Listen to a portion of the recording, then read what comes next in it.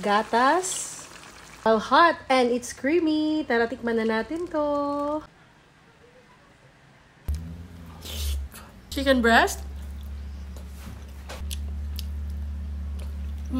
Hello mga kayamis! Madali ang luto ba? Pero malinamnam ang hanap nyo? Ay, sagot ko na yan. Kaya naman nagluto po ako ng creamy chicken in paprika. Napakadali lang po nitong gawin. Kaya tara, samahan nyo ako. Let's do this! Nakabili po ako ng chicken breast. Ayan, hiniwa lang natin ng ganito kaliliit. Lagyan lang natin ng asin, paminta, at paprika.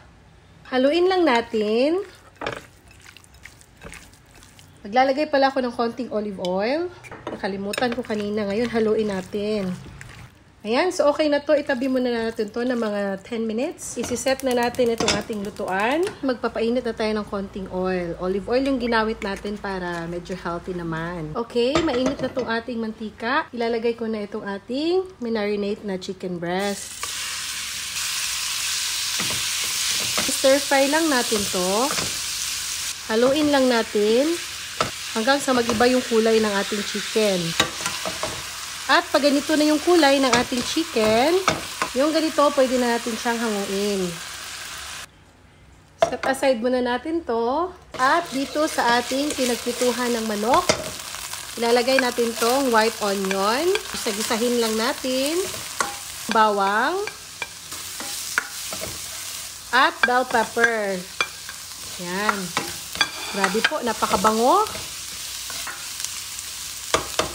So, ayan, ang sarap na ng amoy ng ating mga sahog. Tunod na natin itong ating karning manok. So, haluin lang natin. Maglalagay tayo ng tomato paste. Curry powder, siguro nasa mga half ng kutsarita. At para mas maanghang, maglalagay din tayo ng chili powder. So, it's up to you kung ayaw nyo ng maanghang. Haluin lang muna natin.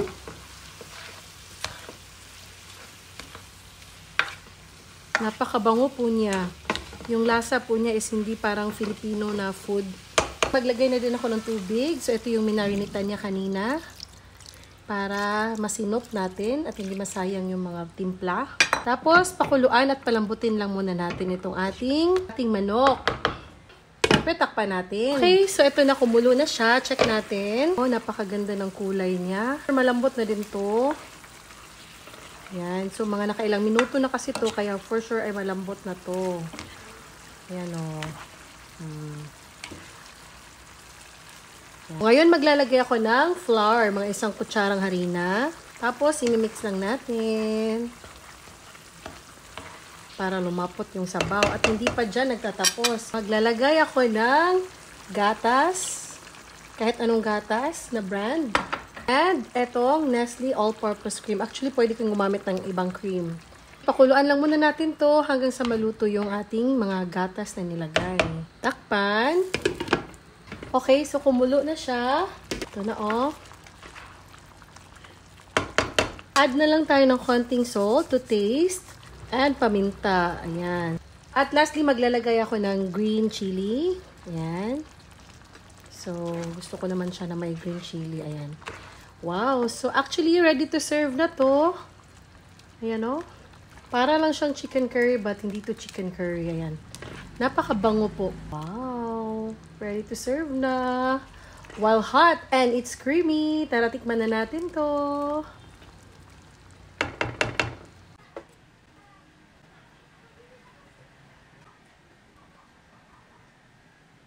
Ito na. Thank you, Lord, for this food. Amen. Siyempre, tikman natin.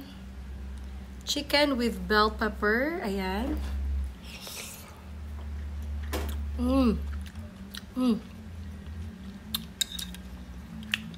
Ang sarap, napaka-creamy.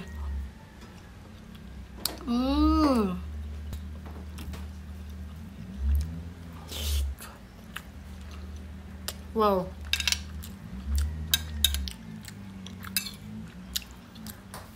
Chicken breast.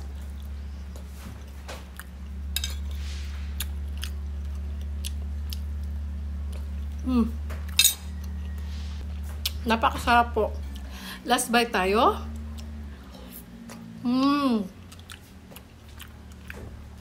Nakaka-addict. Parang last na siya pero gusto mo pa rin sumubo.